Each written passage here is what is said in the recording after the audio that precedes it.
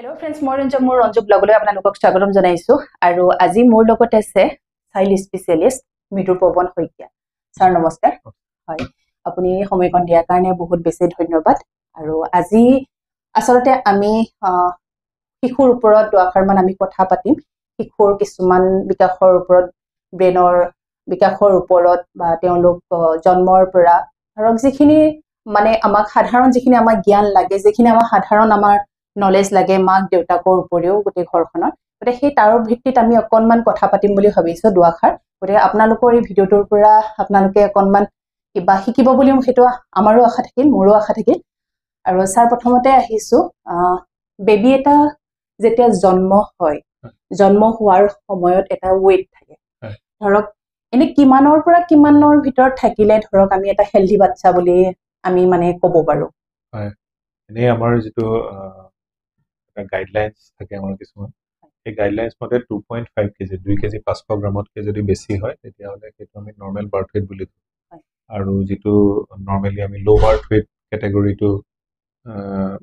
পেলোৱা হয় সেইটো বিলো 2.5 কেজি শিশুসকলক ধৰা হয় কিন্তু ইয়াত আৰু এটা কথা ইম্পৰ্টেন্ট হয় মানে ওজনটো যিমান ইম্পৰ্টেন্ট হেতুৰ লগত জেষ্টেশনাল এজটো সিমানে ইম্পৰ্টেন্ট মানে মাকৰ সেই প্ৰেগনেন্সি কিমান সময়ত ডেলিভাৰীটো ওজনটোৱে সকলো নহয় ওজনটো বহুত ইম্পৰ্টেন্ট ইনফেক্ট খুবেই বেছি ইম্পৰ্টেন্ট কিন্তু তাৰ লগতে জেষ্টেশনাল এজটো আমি সাধাৰণতে আপোনালোকে লৈ জানে যে আমাৰ হিউমেনৰ প্ৰেগনেন্সি পিৰিয়ডটো 9 মাহ থাকে মানে আমি ৰাফলি যদি চাওঁ 40 উইকস হয় তো ইউজুৱেলি যদি 37 সপ্তাহ 37 উইকস যদি ক্ৰস কৰে আৰু ওজন যদি 2.5 কেজিতকৈ বেছি হয় আমি সেইটো এটা আইডিয়েল বেবি বুলি কওঁ আৰু আজিকালি তাৰমানে কি টেন্ডেন্সিটো এনেকুৱা হয় যে সিজাৰিয়ান ডেলিভাৰী বাঢ়ি গৈছে মানুহৰ এটা নৰ্মেল ডেলিভাৰী প্ৰতি এইটো এটা ভয় বুলিয়ে কম এপ্ৰিহেনশ্যন কেনেকুৱা নাজানো আৰু হস্পিটেলতো মনিটৰিং আমাৰ ইয়াত যিটো স্কেলত ডেলিভাৰী হয় ধৰক আমাৰ গভৰ্ণমেণ্ট হস্পিটেলতে আপুনি যদি ষ্টেটিষ্টিক্স চাই হিউজ নাম্বাৰ অফ ডেলিভাৰী হয় গতিকে কণ্টিনিউৱাছ মনিটৰিংটো আমাৰ ইয়াত পচিবল নহয় মানে পচিবল নহয় বুলি মই নকওঁ কিন্তু সেইটো কাৰণে যিমানখিনি মেন পাৱাৰ লাগে সেইটো আমাৰ কম হয় তো প্ৰাইভেটতে কওক বা গভৰ্ণমেণ্ট চেক্টৰত সিজাৰিয়ান ডেলিভাৰী বাঢ়িছে সিজাৰিয়ান ডেলিভাৰী বাঢ়ি যোৱাৰ লগে লগে এই এনেকুৱা ধৰণৰ ইস্যুজ কিছুমান থাকে কাৰণ নৰ্মেল ডেলিভাৰীটো হৈছে এটা নেচাৰেল প্ৰসেস সিজাৰিয়ানটো এটা নেচাৰেল প্ৰসেস নহয় তাত কিছুমান এছ'চিয়েটেড প্ৰবলেম কেতিয়াবা হ'ব পাৰে তো সেইটোৱে আচলতে তাৰমানে ধৰক আপোনাৰ প্ৰথম বেবিটোৰ পৰা সেকেন্ড বেবিটোৰ কাৰণে ধৰক আপোনাৰ সেই আপুনি যেটো কথা ক'লে সেইটো মানে প্ৰবলেমটো মানে বেছি আহিব পাৰে নেকি নহয় তেনেকুৱা কথা নহয় মানে সিজাৰিং যদি প্ৰথম বেবিটো যদি আপোনাৰ সিজাৰিং হয় সেকেন্ড বেবিটোৰ কাৰণে সেইটো এটা এছ'চিয়েটেড ফেক্টৰটো থাকিবই মানে এতিয়া নৰ্মেল ডেলিভাৰী এটা যদি হৈ যায় ফাৰ্ষ্ট প্ৰেগনেন্সি তো সেকেন্ড প্ৰেগনেন্সিটোৰ কাৰণে যদি প্ল্যান কৰে তেতিয়াহ'লে অলপমান আনইভেন্টফুল ডেলিভাৰী হোৱাৰ চান্স থাকে তো সিজাৰিয়ান ডেলিভাৰীত এনেও কিছুমান এছ'চিয়েটেড সমস্যা থাকিব পাৰে নেক্সট ডেট আপোনাৰ সিজাৰিয়ান যিখিনি য'ত ইনচিছন দিয়া হয় কাটটো দিয়া হয় তো চিলাই পৰে কেতিয়াবা ধৰক আপোনাৰ লেবাৰ পেইন যদি আৰ্লি ইনিচিয়েট হৈ যায় তেতিয়াহ'লে সেইটো চিলাই কিছুমান সমস্যা মানে কি আৰু সেইটো এটা কিছুমান এছ'চিয়েটেড সমস্যা থাকিব পাৰে যিটো নৰ্মেল ডেলিভাৰীত নহয় আপোনাৰ কিন্তু লগতে চাব আজিকালি তাৰমানে বেছিভাগ ফেমিলিয়ে প্লেনটো কৰে সিংগল চাইল্ডৰ টেন্ডেন্সি এটা আমাৰ সমাজত বহুত বাঢ়িছে এতিয়া ৱেষ্টাৰ্ণ কাণ্ট্ৰি বিলাকতো তেনেকুৱা আপোনালোকে দেখিছে গতিকে ট্ৰেণ্ডটো চেঞ্জ হৈছে গতিকে মানুহে সেই এটা প্ৰেগনেন্সিৰ ওপৰতে গোটেইখিনি কনচেন্ট্ৰেশ্যনটো দিয়ে আল্টিমেটলি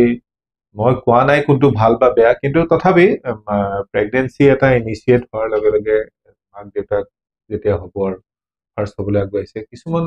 মেণ্টেল ছেটআপ মেণ্টেল মানসিক প্ৰস্তুতি বুলি কওঁ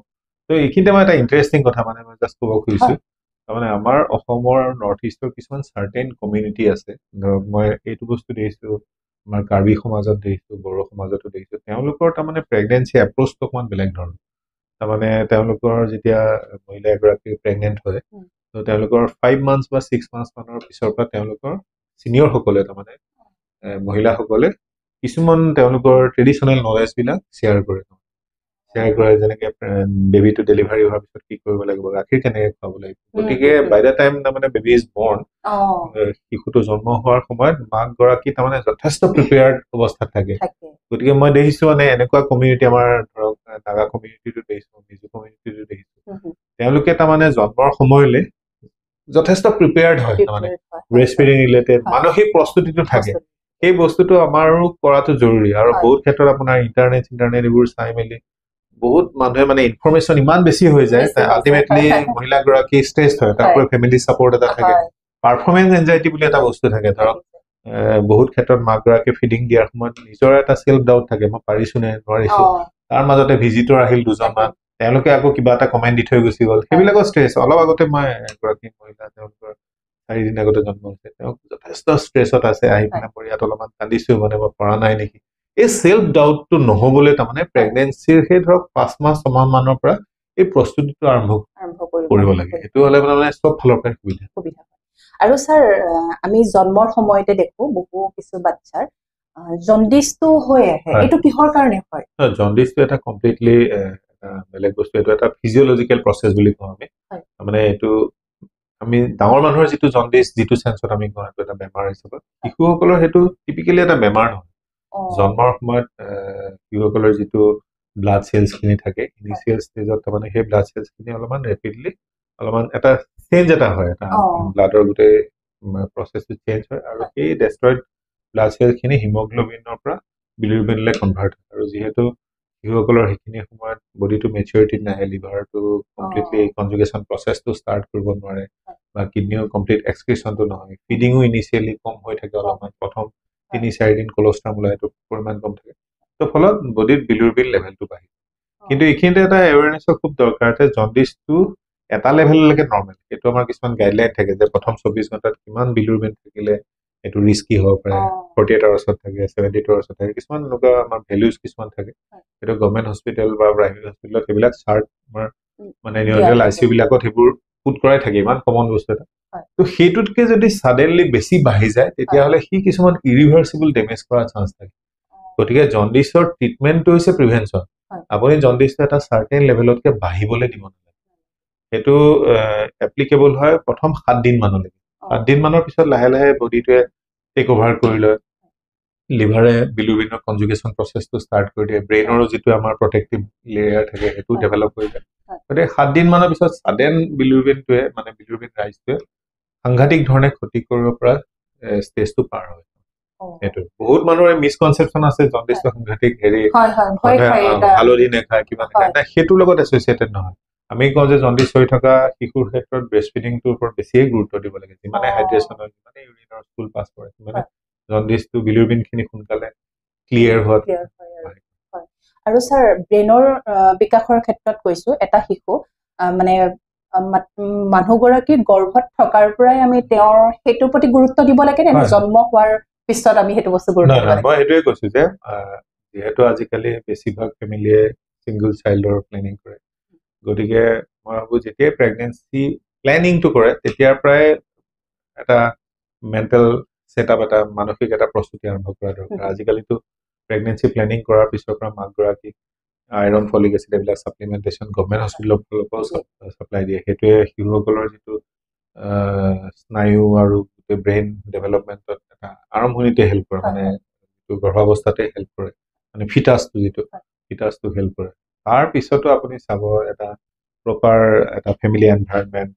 এটা ষ্ট্ৰেছ ফ্ৰী লাইফ ষ্ট্ৰেছটো আমাৰ জীৱনত আজিকালি থাকে কিন্তু যিমানখিনি পাৰি এটা পজিটিভ মাইন্ডসেট এটা যদি লয় সকলো ধৰণৰ বস্তুবিলাক যদি এটা পজিটিভ মাইন্ডসেটত লয় ফিজিক্যাল ৰিলেক্সেশন মেন্টাল ৰিলেক্সেশন এখিনি বস্তু আৰু মই এখিনতে কওঁ আজিকালি মহিলাসকল প্ৰায় ধৰ ৱৰ্কিং হয় তো ৱৰ্কিং যদি তেখেতে কমফৰ্টেবল হয় তেওঁ ৱৰ্ক কৰি থাকক কাম কৰি থাকক বহুত বেছি ষ্ট্ৰেছ নোলাগে কাম চলাই থাকিব পাৰে হেতু বস্তুৱে তেওঁক এটা মানসিক শান্তিও দিব ঘৰত এনে বহি থাকাতকে যিমানখিনিলৈকে পাৰে তেওঁ যদি কামখিনি কৰি থাকিব পাৰে একো সমস্যা নোহোৱাকে আৰু লগতে আমাৰ যেটো এন্টিনেটাল চেকআপ হেতুৰ ওপৰত গুৰুত্ব দিব মই সদায় মানে কওঁ যে মানে এটা ৰেগুলাৰ সাৰ্টেন পিৰিয়ড কিছুমানত মানে অবস্টেট্ৰিচিয়ানৰ লগত মানে প্ৰসূতি বিশেষজ্ঞৰ লগত যেটো পৰামৰ্শ কৰি থাকিব লাগে ধৰক 3 মাহত আহিলে ধৰক 5 মাহত আহিলে এনেকে ভ্যাকচিনেশন খিনি লৈ থাকিলে টিটেনাছ বেজি দিব লাগে প্ৰেগনেন্সি তো এই গুটেই বস্তুখিনি তাৰ মানে এটা পজিটিভ এপ্ৰোচ এটা যদি কৰে হেতু বস্তু এটা সুস্থ শিশু এটা জন্মৰ ক্ষেত্ৰত সহায় হয় তাৰ পিছত ডেলিভাৰি হোৱাৰ পাছত জন্ম হোৱাৰ পাছত ফাৰ্স্ট 6 মাহ শিশুসকলৰ প্ৰপাৰ মগজুৰ বিকাশ হ'বৰ কাৰণে ব্ৰেষ্ট ফিডিংটো এক্সট্ৰিমলি ইম্পৰ্টেন্ট এটো বস্তুৰ ওপৰত বহুত কথা অলৰেডি হৈছে বহুত কিতাপ ওলাইছে বহুত হোৰ্ডিংছ দিছে গভৰ্নমেন্টে কিমান পাব্লিসিটি কাৰণে কৰিছে আমাৰ এছ'চিয়েচন পেডিয়াট্ৰিক এছ'চিয়েচনে কিমান কৰি আছে এতিয়া ফাৰ্ষ্ট 6 মান্থছত ব্ৰেষ্ট ফিডিঙৰ বাহিৰে বেলেগ কথা নাহে নাই তো সেইটো মানে এটো পানীও খাব না ব্ৰেষ্ট ফিডিঙতো মানে ব্ৰেষ্ট মিল্কৰ 87% ৱাটাৰ তাতৰ পানীৰ দৰকাৰ নাই তো ব্ৰেষ্ট মিল্কত এটা শিশুৰ কাৰণে প্ৰয়োজনীয় সকলোখিনি নিউট্ৰিয়েন্ট থাকে সেই বস্তুতে মাক আৰু শিশুটিৰ মাজত এটা প্ৰপাৰ বন্ডিং এষ্টাব্লিছ কৰাত হেল্প কৰে ফিডিং কৰাৰ লগে লগে মাকৰো কিছুমান এডভান্টেজ হয় ব্ৰেষ্ট ফিডিংটো প্ৰপাৰলি নকৰে কিন্তু এই য়োগা ক্লাছ জইন কৰিব জিম জইন কৰিব মানে ব্ৰেষ্ট ফিড সেইবিলাক কৰি থাকক সেইবিলাকত আমাৰ কোনো আপত্তি নাই কিন্তু ব্ৰেষ্ট ফিডিং কৰিলে আপোনাৰ নেচাৰেলি এটা আগৰ ষ্টেটটোত আহিবলৈ হেল্প কৰে আৰু স্যাৰ শিশু এটাক ধৰক আপোনাৰ যেটো 6 মান্থৰলৈকে ধৰক আমি মাকৰ গাখীৰ বাহিৰে বেলেগ আমি দিব নালাগে কিন্তু এটা শিশু ধৰক আপোনাক কিমান দিনলৈকে মানে মাকৰ গাখীৰ মানে প্ৰয়োজন হয় কিমান দিনলৈকে খুৱাব লাগে মানে এক্সক্লুসিভ ব্ৰেষ্ট ফিডিঙৰ যেটো কনসেপ্ট হেতু 6 মাহলৈকে 6 মাহলৈকে এক্সক্লুসিভ ব্ৰেষ্ট ফিডিং মানে নট ইভেন ৱাটাৰ একো দিব নোৱাৰে কেৱল গাখীৰ 6 মাহৰ পিছৰ পৰা লাহে লাহে আমি কমপ্লিমেন্টাৰী ফিডিং বুলি যেটো কওঁ মানে ব্ৰেষ্ট ফিডিঙৰ লগে লগে আমি নতুন নতুন খানাবিলাক ইন্ট্ৰোডিউস কৰিব লাগে এই ইন্ট্ৰোডিউস কৰোতে কিছুমান কথা থাকে প্ৰথম কথাটো হৈছে আমাৰ কালচাৰেল ফেক্টৰ এটা থাকে আমাৰ অসমীয়া মানুহে শিশুৱে যি ধৰণে খানা আৰম্ভ কৰিব তো ডেফিনেটলি আমেৰিকাৰ শিশু এজনে তেনেকুৱা নকৰে তেনেকা মাৰোৱাৰী শিশু এজনে তেনেকুৱা নকৰে গতিকে আমাৰ কালচাৰটো যেনেকুৱা কালচাৰ আমাৰ অসমীয়া ল'ৰা ছোৱালী চিৰাদৈ এটা টেন্ডেন্সি থাকিব লাগে আমি জেনেৰেশ্যন আফটাৰ জেনেৰেশ্যন লৈ আহিছো মাছৰ টেঙা খাওঁ আমি সেই তেনেকুৱা ধৰণৰ কালচাৰেলি আমি খানাবিলাক তেনেকে গৈ থাকিব লাগে প্ৰথম আপুনি ধৰক সিম্পল কাৰ্বোহাইড্ৰেটছবোৰ দিলে তাৰপিছত লাহে লাহে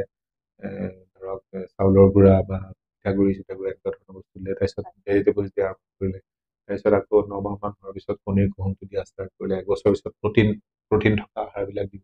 তো এনেকে গৈ থাকিলে হ'ল কিন্তু সাইড বাই সাইড আপুনি ব্ৰেষ্ট ফিডিংটো কন্টিনিউ কৰিব লাগিব ব্ৰেষ্ট ফিডিংটোৱে তাৰমানে নিউট্ৰিচনৰ লগতে যেটো মই ইমোশনাল বন্ডিঙৰ কথা ক'লো সেই বন্ডিংটো এষ্টাব্লিছ কৰে এটো স্যাৰ কিমান দিনলৈকে কৰিব পাৰি সেইটো তাৰমানে ইউজুৱেলি হয় কি আমি 2 বছৰ মানলৈকে কৰিব কওঁৱে 2 বছৰ মানলৈকে আপুনি কমপ্লিমেন্টাৰী ফিডিঙৰ লগত ব্ৰেষ্ট ফিডিংটো কৰি থাকে এটলিষ্ট দিনৰ ভাগত যদি আপুনি এটলিষ্ট নাইট ফিডিংটো কৰক সেই বস্তুটোৱে শিশুটিক এটা সাইকোলজিক্যাল এটা যেটো শান্তি এটা দিয়ে কিন্তু আমি যদি ধৰি লওঁ তেতিয়াহলে 2.5 বছৰ মানলৈকেতো কোনো সমস্যা নাই 2.5 বছৰ পিছত আপুনি মানে 2 বছৰ পিছত লাহে লাহে এৰুৱাবলৈ চেষ্টা কৰিব পাৰে আৰু 3 বছৰ মানৰ ভিতৰত মই ভাবো এৰাই দিয়াটোৱে ভাল কাৰণ সেইটো ডিপেন্ডেন্স এটা আনিব কোনো দৰকাৰ নাই আৰু তেতিয়ালে 3 বছৰলে ল'ৰা ছোৱালীবিলাকৰ যেটো ৰেশনাল বিহেভিয়াৰ আহে তেওঁলোকৰ ৰিজনিং আহে কোনটো ভাল কোনটো বেয়া আমি তেওঁলোকক বুজাব পৰা হয় তো গতিকে 3 বছৰৰ পিছত পইণ্ট নাথাকে আমাৰ বিশেষকে মানপিতকবোৰ বেছি মানে আধুনিক কিছুমান ক্ষেত্ৰত আমি দেখিবলৈ পাওঁ কিন্তু দেই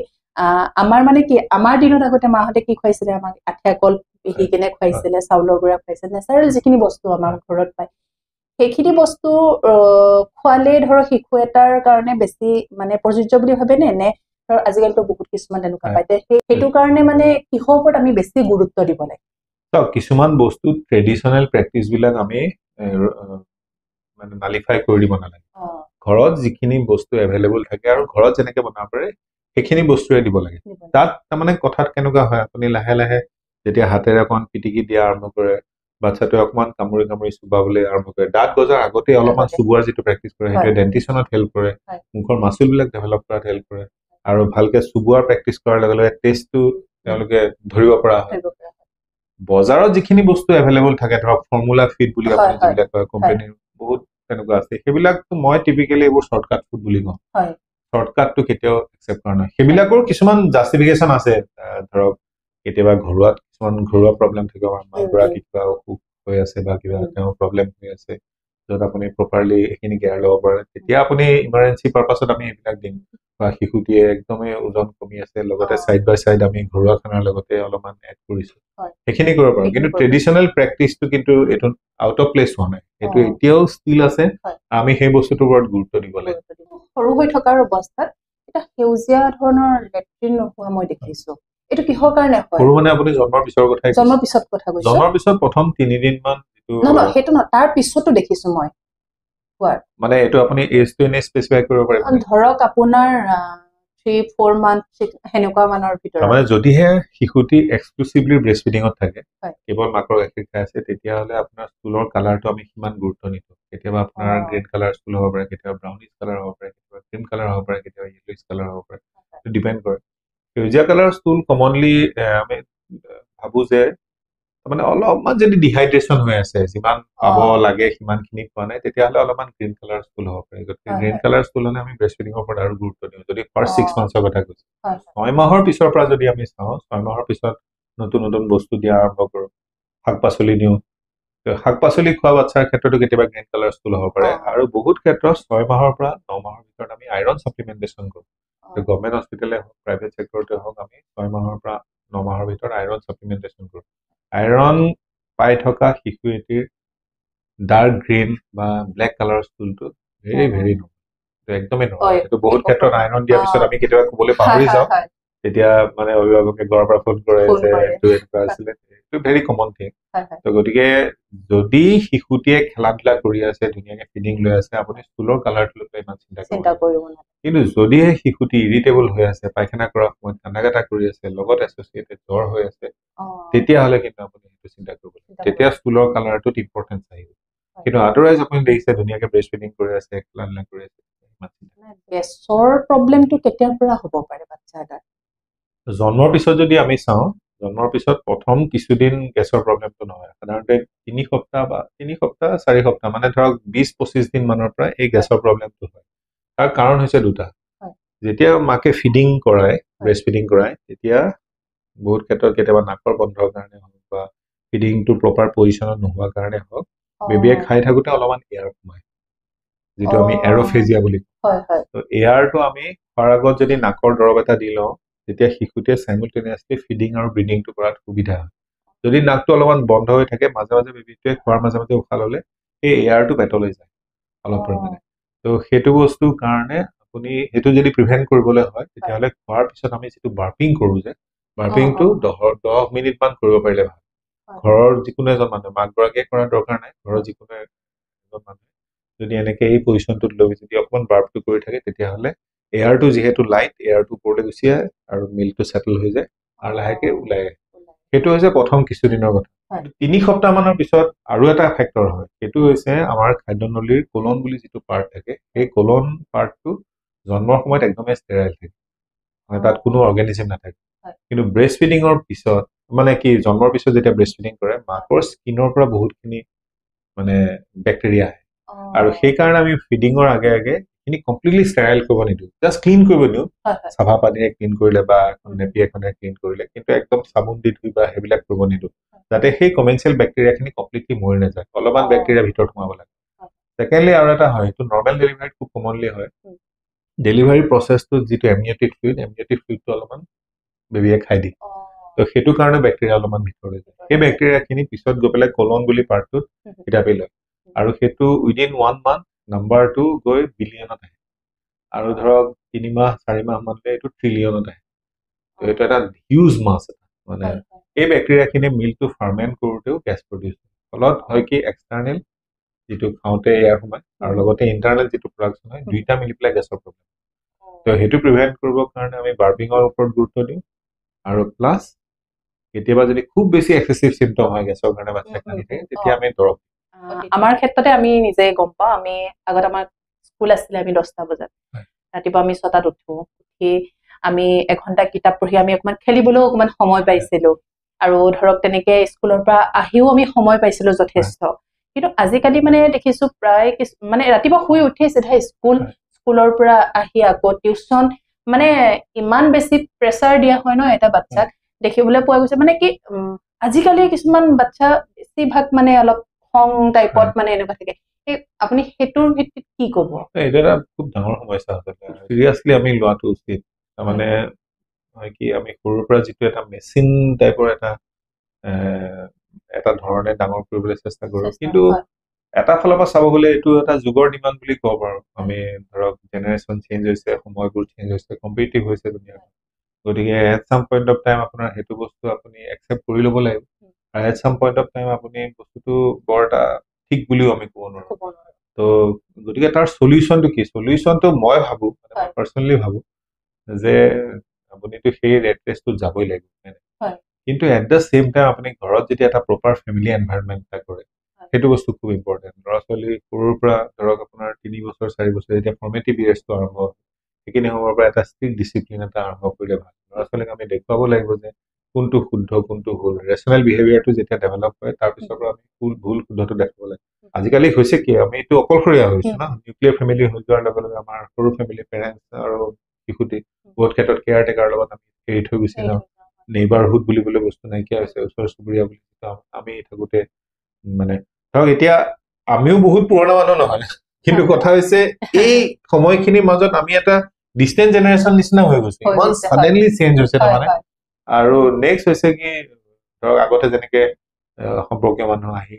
আছিলহি বা এনেকুৱা ধৰণৰ ইণ্টাৰেকশ্যন আছিল ছচিয়েল ইণ্টাৰেকশ্যন সেইটো নাইকিয়া হৈ গতিকে সেই বস্তুখিনি আমি পেৰেণ্টছ হিচাপে নিজে দিবলৈ চেষ্টা কৰিব লাগিব লগতে ধৰক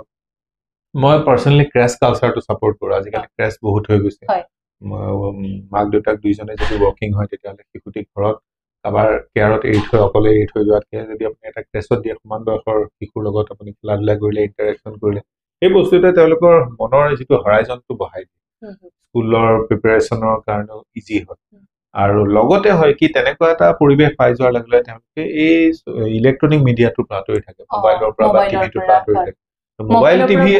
টিভি সেইটো চেপ্টাৰটো আৰম্ভ কৰিলে এইটো বহুত দীঘলীয়া হ'ব মোবাইল বস্তুটোৱে এতিয়া তাৰমানে এটা মই কি ক'ম এটা মডাৰ্ণ ডে হাজাৰ্ড হৈ গৈছে এডাল্টছৰ কাৰণে হওক বা শিশুৰ কাৰণে হওক শিশুসকলে মোবাইল যেতিয়া চাই প্ৰথম কথাটো হৈছে কি তাৰমানে তেওঁ কমপ্লিটলি লেফ্ট আউট ফিল কৰিছে তাৰমানে আপুনি যিমানখিনি সময় দিব লাগে সেইটো সময় দিয়া নাই কাৰণ সেইকাৰণে সি এটা এণ্টাৰটেইনমেণ্ট এটা নিজে ধৰক এতিয়া আমি সৰু থকাৰ কথাই কৈছো সেইখিনি সময়ত আমি ধৰক গৰমৰ বন্ধত এখন বাহিৰা কিতাপ পঢ়িবলৈ চেষ্টা কৰিছিলো বা খেলিব চেষ্টা কৰিছিলো আজিকালি ল'ৰা ছোৱালীয়ে যদি পটককে মোবাইলটো পাই যায় বাকী বস্তুবিলাক কলে সিহঁতে যাব নেকি কাৰণ এইটো একদম সহজলভ্য আপুনি খুলি দিয়াৰ লগে লগে গোটেই পৃথিৱীখন আপোনাৰ সন্মুখত আহিব তো সেই বস্তুটোৰ পৰা আঁতৰত ৰাখিব পাৰিলে ভাল আজিকালি এইটো WHO যিটো ৰেকমেণ্ডেশ্যন সেই ৰেকমেণ্ডেশ্যন মতে বিল' 5 years no mobile at all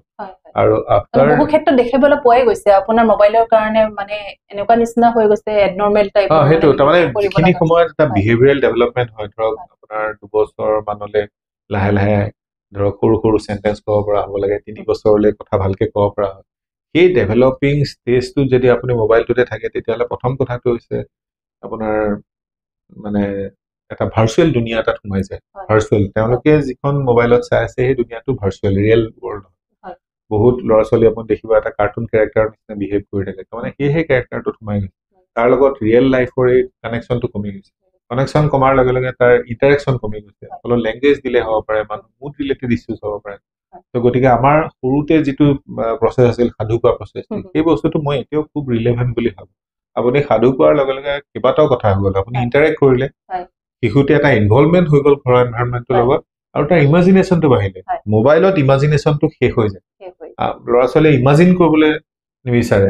আমি যদি এটা ষ্টৰী কওঁ ধৰক ৰজা ৰাণীৰে আপুনি ষ্টৰী এটা ক'লে সি ইমাজিন কৰিব এই ৰজা ৰাণীৰ ৰাজ্যখন কেনেকুৱা হ'ব পাৰে সেই ইমাজিনেশ্যনটোৱে তেওঁলোকৰ মেণ্টেল ডেভেলপমেণ্টত হেল্প কৰে আৰু সৰুৰ পৰা সেই ছেটিংটোত আৰম্ভ হ'লে পিছলৈ দেখিব মোবাইল চোবাইল লৈ পেলাই তেওঁলোক ইমান ডিপেণ্ডেণ্ট নহয় আৰু মোবাইলৰ লগত যিখিনি তেনেকে থাকি যায় তেওঁলোকৰ পিছলৈ দেখিব তেওঁলোক এলোফ হৈ থাকি ভাল পায় অকলশৰীয়া হৈ থাকি ভাল পায় ছচিয়েলাইজ নকৰে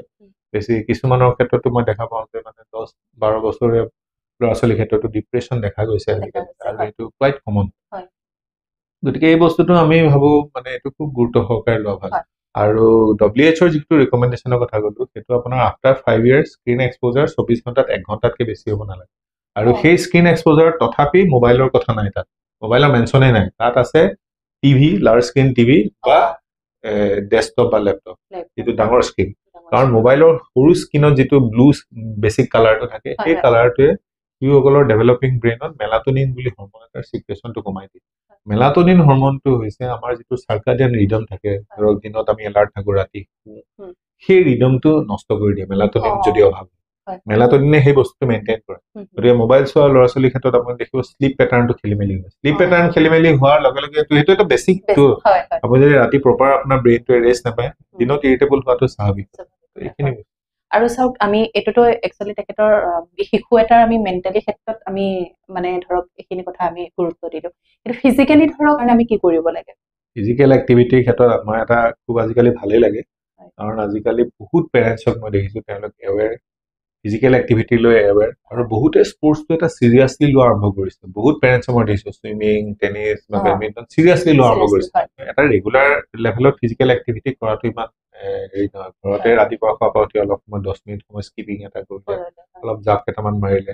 আবেলি সময়ত যদি পাৰে ওচৰৰ ৰাস্তাটোতে যদি চাইকেল দুবাৰমান চলালে সেইটো অকণমান মুভমেণ্ট এটা হৈ থাকে সেইটো এই বস্তুটো খুব ইম্পৰ্টেণ্ট এটা শিশুক ধৰক কিমান টাইম আমি আহাৰ দিব লাগে মানে কমপ্লিমেণ্টাৰী ফিডিঙৰ ফালৰ পৰা যদি চাই আপুনি ছমাহৰ পিছত যেতিয়া যিটো মানে নতুন খানাটো আমি আৰম্ভ কৰোঁ তেতিয়া ইনিচিয়েলি আমি 2 to 3 টাইমছ দিওঁ 2বাৰৰ পৰা 3বাৰ আৰু বাকীখিনি সময় ব্ৰেষ্ট ফিডিং কৰাই যিমানে সময় গৈ থাকিল তেতিয়া লাহে লাহে আপুনি মিলটো বঢ়াই 9 মাহ মানলে আপোনাৰ ধৰক 4 পৰা 5 বাৰ 4 পৰা 5 বাৰ 1 বছৰলে আপোনাৰ 5 বাৰ খুব বেছি হলে আৰু এটা মিল এড কৰিব পাৰে আৰু মই ভাবো মানে অলপমান ডাঙৰ শিশু যিখিনি স্কুল যোৱা শিশু তেওঁলোকৰ ক্ষেত্ৰত 5 to 6 মিলছ মই মানে প্ৰিফাৰ কৰো 5 মিলছ টু এটলিষ্ট আৰু এটা কোৱেশ্চন মানে মনলৈ আহিছে তো অলপ ধেমেলীয়া টাইপৰ আৰু মোৰ হিচাপত আৰু কথা মই এইটো নাজানো মানে সাইন্টিফিক ভাষাত কিছুমান কথা ক'ব নাজানো বাৰু মানে কি হয় বেবী এটা শুই থকাৰ সময়ত আমি কেতিয়াবা দেখো হাঁহেও কেতিয়াবা অকমান কান্দেও মানে আমাৰ মাহঁতে মানে আগৰ আইতাহঁতে কয় আৰু যে এই কান্দিলে মানে কয় যে দেউতাক ঢুকালে সেইকাৰণে বোলে হেনো কান্দে আৰু যেতিয়া হাঁহে বোলে হেনো মাক ঢুকালে বুলি কয় এই বেবীটো হেনো ভাবি লয় মনতে যে মইতো মাক ওলাতে আছো মা ক'ত ঢুকালে এই এনেকুৱা নিচিনা কথা এইটো সাইন্টিফিক কিবা এইটো সাইন্টিফিক হয় তাৰমানে কি হয় জন্মৰ পিছত শিশুসকলৰ যিটো স্লিপ পেটাৰ্ণ থাকে সেই পেটাৰ্ণটো আমাৰ এডাল্টতকৈ কমপ্লিট বেলেগ তাৰমানে যেতিয়া ব্ৰেইন ডেভেলপমেণ্টটো হৈ থাকে মানে প্ৰথম 5 বছৰত আমাৰ ব্ৰেইন ডেভেলপমেণ্টটো অলমষ্ট 85% মান হৈ যায় তাৰপিছত বাকীখিনি 7 বছৰ মানলে যিটো এনাটমিকেল গ্ৰোথ হৈ যায় আৰু তাৰপিছততো আৰু ব্ৰেইনৰ ডেভেলপমেণ্টটো গোটেই লাইফ লং প্ৰচেছ এটা আপুনি নতুন নতুন বস্তু শিকিলে পুৰণা বস্তু ইৰেজ হৈ গ'ল এইটো এটা কম্পিউটাৰ ষ্ট'ৰেজ টাইপ নহয় জানো পুৰণা বস্তু তো এই ব্ৰেইন ডেভেলপমেণ্টৰ লগে লগে শিশুসকলৰ স্লিপ পেটাৰ্ণটো সলনি হয় স্লিপ পেটাৰ্ণটো বেছিক বস্তুটো হয় কি জন্মৰ পিছত প্ৰথম 1 বছৰমান বয়সলৈকে তেওঁলোকৰ স্লিপটো প্ৰিডমিনেণ্টলি ৰেপিড আই মুভমেণ্ট স্লিপ হয় ৰেপিড আই মুভমেণ্ট স্লিপটো হৈছে লাইট স্লিপ আৰু বাকী তেওঁলোকৰ ধৰক 20 to 30% মান নন ৰেপিড আই মুভমেণ্ট স্লিপ যিটো ডিপ স্লিপ বুলি কওঁ আমাৰ এডাল্টৰ ক্ষেত্ৰত বস্তু উল্টা এডাল্টৰ হয় কি 90% নন ৰেপিড আই মুভমেণ্ট স্লিপ এনৰেম স্লিপ আৰু 10% হৈছে ৰেম স্লিপ তো সেইকাৰণে আমাৰ সপোন দেখাৰ ইনচিডেন্সটো আমাৰ কম্পেৰেটিভলি কম আমাৰ সপোন টিপিকেলি আমি কেইটামান সময়তে দেখো খোৱাৰ অলপ সময় পিছত চিলমিলীয়া টোপনি থাকিলে মাজৰাতি আমি ধৰক 1টা 1:30 2টামান বজাত যদি আপুনি 10টামান বজাত হয় সেইখিনি সময়ত যিখিনি সময়ত বহুতে বাথৰুমলৈও যায় আৰু পেলাই বাথৰুমলৈ যায় আৰু এটা হৈছে ৰাতিপুৱা টোপনি ভাঙো নাভাঙো সেইখিনি সময়ত এইকেইটা হৈছে আমাৰ কমনলি সপোন দেখা কাৰণ সেইখিনি সময়ত প্ৰিডমিনেণ্টলি আমাৰ ৰেপিড আই মুভমেণ্ট স্লিপটো চলি থাকে এই যে 10% ৰেপিড আই মুভমেণ্ট স্লিপ এই পাৰ্টিকুলাৰ টাইম কেইটাত হয় তাৰ মাজে মাজেও হ'ব পাৰে অলপ অলপ শ্বৰ্ট হেৰি কিন্তু অলপ সিগনিফিকেন্ট পিৰিয়ডৰ কাৰণে এইখিনি সময়ত কিন্তু শিশুটিৰ স্লিপৰ বেছিখিনি হৈছে ৰেপিড আই মুভমেণ্ট স্লিপ তো আপোনাৰ 1 বছৰমান বা 1.5 বছৰমান বয়সত যেতিয়া তেওঁলোকৰ এটা ছ'চিয়েল এক্সপ'জাৰ হয় তেওঁলোকে নতুন নতুন বস্তু শিকে দিনটোত খেলিলে তো দিনটোত সাপোজ আপোনাৰ এটা ভাল প্লিজেণ্ট এক্সপিৰিয়েঞ্চ হ'ল নহয় সেই বস্তুটো তেওঁলোকৰ ৰিকালেকশ্যন হয় ৰিকালেকশ্যন তাৰমানে অলপ সৰ্ট অফ ড্ৰিম টাইপৰ তো এইটো প্লিজেণ্ট এৰি হ'লে হাঁহিব আৰু সাপোজ আপুনি বোলে 1.5 বছৰীয়া শিশু এটা ঠিকছে ধমকি দিলে আপুনি দিনত সেইটো এটা পেইনফুল এক্সপিৰিয়েঞ্চ হ'ল নহয় সেই বস্তুটো ৰাতি ৰিকালেকশ্যন হ'ব পাৰে সেইটো কান্দিব পাৰে তাৰপিছত আপুনি দেখিব 2 বছৰ 2.5 বছৰ মানে যেতিয়া কথা কোৱা আৰম্ভ কৰে তাৰপিছত সিহঁতে টোপনিত ইৰলিভেণ্ট হ'লেও টকিং আৰম্ভ কৰে তো এইটো ৰেপিড আই মুভমেণ্ট স্লিপৰ হেৰি এইটো একদম ভেৰি মাছ চাইণ্টিফিক আৰু এই স্লিপ ষ্টাডিটো তাৰমানে অলৰেডি চাইণ্টিফিকেলি এষ্টাব্লিছ বস্তুটো তাৰমানে লাহে লাহে তেওঁলোকৰ ৰেপিড আই মুভমেণ্ট স্লিপটো কমি কমি আহি থাকে 7 বছৰ মানলে ধৰক আপোনাৰ 30-40% মান ৰেপিড আই মুভমেণ্ট থাকে স্লিপ থাকে আৰু বাকীখিনি এনৰেম হয় আৰু এৰাউণ্ড 15-16 ইয়াৰ্ছ হলে আমাৰ এডাল্ট পেটাৰ্ণটো এইটো ভেৰি মাছ চাইণ্টিফিক আমি মানে আইতা মাহঁতে মানে কয় আৰু সেইটো চাওক আমাৰ ট্ৰেডিশ্যনেলি মানুহখিনিয়ে সেই বস্তুটোৰ ওপৰত কিবা এটা ইণ্টাৰপ্ৰিটেশ্যন আনিছিল মিনিংটো কি তেওঁলোকে সেই বস্তুটো অবজাৰ্ভ কৰিছিল মানুহৰ অবজাৰ্ভেশ্যনৰ লগে লগেহে মানুহৰ কুৱেশ্যনটো আহে আগৰ জেনেৰেশ্যনে সেই বস্তুটো অবজাৰ্ভ কৰিছিল কাৰণে হয়তো আজি স্লিপ ষ্টাডিটো হৈ গৈছে স্লিপ ষ্টাডি এইটো অলৰেডি প্ৰুভেন চাইণ্টিফিক সেইটো মানুহৰ এইটো বেছিক হিউমেন নেচাৰ অবজাৰ্ভেশ্যন তাৰপিছতে কিছুমান কথা আহে তাৰ সেইটো বস্তু ৰেচনেলিটিৰ ওপৰত আল্টিমেটলি নতুন নতুন ইনভেনশ্যন জন্ম হোৱাৰ পিছতে আপোনাৰ ডায়েবেটিছৰ প্ৰব্লেম মানে দেখা পোৱা যায় মাকৰ নহয় বাচ্চাৰ সেইটো কেইবাটাও কথা আহিব মানে বহুত ক্ষেত্ৰত হয় কি যদি প্ৰেগনেন্সি সময়ত মাকৰ ডায়েবেটিছ থাকে যিটো আমি জেষ্টেচনেল ডায়েবেটিছ মেলিটাছ বুলি কওঁ সেই বস্তুটোৰ কাৰণে আপোনাৰ শিশুটিৰ জন্মৰ পিছত অলপমান চুগাৰ যিটো ব্লাড চুগাৰটো মেইনটেইন কৰাত অলপমান ইছ্যুজ হ'ব কেতিয়াবা চুগাৰটো চাডেনলি ফল কৰিব পাৰে তেনেকুৱা ধৰণৰ সেইটো হ'ল এটা খুব কমন বস্তু আমি পাই থাকো কিন্তু তাৰ বাহিৰে যদি আপুনি যিটো টিপিকেল ডায়েবেটিছ বা ব্লাড চুগাৰ ৰিলেটেড ইছ্যুজ বুলি ক'ব পাৰে তাত আমি মেটাবলিক বস্তুটো চাব লাগিব শিশুটিৰ মেটাবলিক কিবা প্ৰব্লেম আছে নেকি যিটো কাৰণত চুগাৰটো নৰ্মেল লেভেলত ৰাখিব পৰা নাই আৰু তাৰ উপৰি হয় কি ধৰক 6 মাহ 8 মাহ এনেকুৱা বয়সলৈ যদি শিশুটিৰ প্ৰপাৰলি ওজন বঢ়া নাই এনেকুৱা ক্ষেত্ৰত কেতিয়াবা আমি পাওঁ যে ডায়েবেটিছৰ নিচিনা ব্লাড চুগাৰ হাই সেইটো আপোনাৰ সেই যিটো টাইপ 1 ডায়েবেটিছ বুলি কওঁ টাইপ 1 ডায়েবেটিছ হ'ব পাৰে যিটো জেনেটিক টেণ্ডেঞ্চি এটা থাকে স্যাৰ আৰু এইখিনিতে এটা কথা সুধো আপোনাৰ পাৰ্চনেলি অকমান আপোনাৰ ফালে গৈছো যিহেতু আপুনি ধৰক এজন হেৰি হিচাপ সৰি শিক্ষক ওলাইছিলে মোৰ মুখত ৰ'বা মোৰ সেইটো ৱৰ্ডটো অহা নাই হেৰিটো অহা নাই অসমীয়াত অহা নাই ডক্তৰ অসমীয়াৰ হয়তো কি কয় চিকিৎসক মই সেইকাৰণে শিক্ষক আজৰি সময়খিনি আপুনি কেনেকে ধৰণেৰে কটাব বিচাৰে সেইটো আজিকালি খুবেই ইম্পৰ্টেণ্ট কাৰণ আজিকালি প্ৰেক্টিচ ডিমাণ্ডিং হৈ গৈছে মেডিকেল চায়েন্স ডেভেলপ হৈছে বহুত ক্ষেত্ৰত দেখা যায় যে মানে ৰোগী বা তেওঁলোকৰ পৰিয়ালেও কিছুমান ক্ষেত্ৰত মানে ধৰক ট্ৰিটমেণ্ট ফেইলাৰটো একচেপ্ট কৰিব নোৱাৰা নিচিনা এটা মাইণ্ডছেট আহিছে সেইটো মানে ধৰক সেইটো আমি কাৰো ফল বুলি নকওঁ টেকন'লজি ডেভেলপ হৈছে মেডিকেল চায়েন্স ডেভেলপ হৈছে গতিকে তেওঁলোকৰ এক্সপেক্টেশ্যন নাই সেই এক্সপেক্টেশ্যনটো আমাৰ ওপৰতো এটা প্ৰেছাৰ দিয়ে গতিকে আমি ভাবো আমাৰ জবটো অলপমান ষ্ট্ৰেছফুল হয় ইনফেক্ট আজিকালি চবেই ষ্ট্ৰেছফুল তো ষ্ট্ৰেছফুল জব থাকিলে তাৰমানে আপোনাৰ ধৰক অলপমান ৰিলেক্সেশ্যনৰ কাৰণে অলপ ফালৰি কাটি আহিব লাগিব মই কিছুমান বেলেগ বেলেগ বস্তুৰ ওপৰত ইণ্টাৰেষ্ট ৰাখো ৰিচেণ্টলি আচলতে মোৰ এখন কিতাপ এখনো ৰিলিজ হ'ল কিতাপখন তাৰমানে বেলেগ কিতাপ একো নাই কিতাপখন হৈছে এখন ট্ৰান্সলেটেড বুক মই ধৰক বাহিৰা কিতাপ পঢ়াৰ মই আচলতে মোবাইলৰ পৰা অলপমান দূৰত থাকিয়ে ভাল পাওঁ ছ'চিয়েল মিডিয়াৰ পৰা অলপমান দূৰত থাকিয়ে ভাল পাওঁ চাবতো লাগিবই আপুনি সময়ৰ লগে লগে এইবিলাক বস্তু লৈ এডজাষ্টমেণ্ট লাগিব কিন্তু চাইড বাই চাইড মই কিতাপ পঢ়াৰ হেবিটটো যিমানখিনি পাৰোঁ ৰাখিব চেষ্টা কৰোঁ তো ৰিচেণ্টলি সত্যজিৎ ৰায়ৰ কিতাপ কিছুমান পঢ়ি থাকোঁতে মই ভাবিলোঁ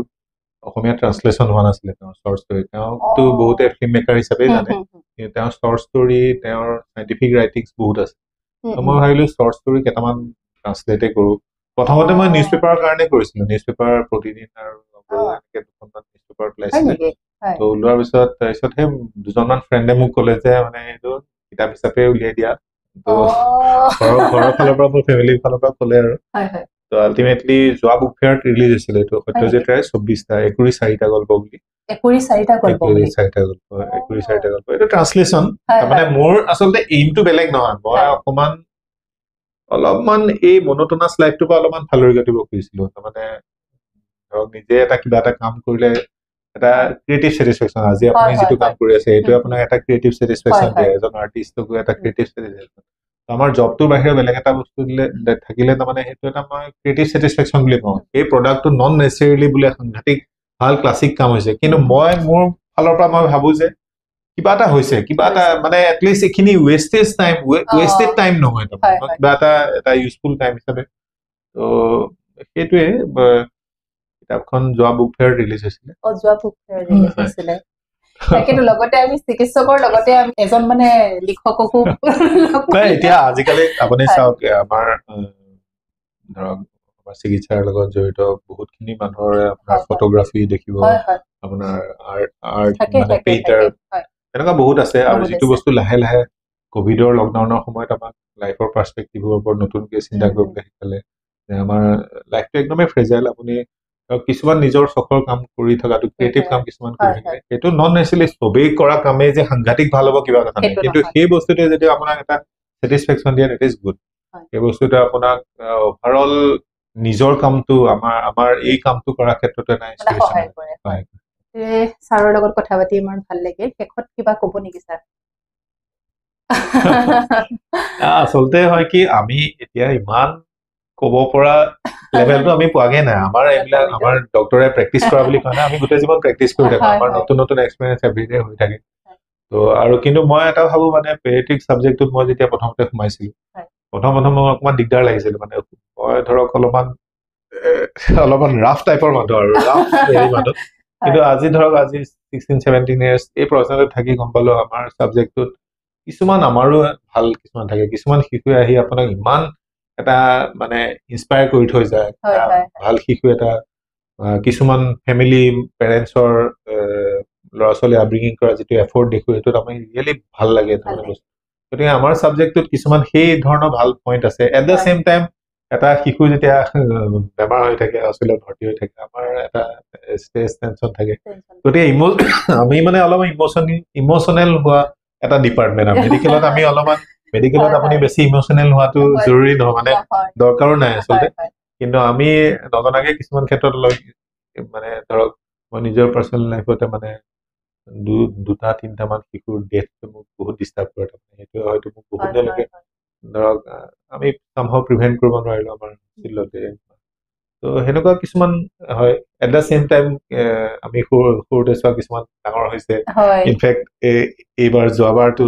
মানে ইঞ্জিনিয়াৰিঙতো পালে মেডিকেল এইবিলাক ৰেছপন্সাৰ ভালে লাগে ঠিক আছে আজিলৈ এই ভিডিঅ'টো এইখিনিতে শেষ কৰিব বিচাৰিছো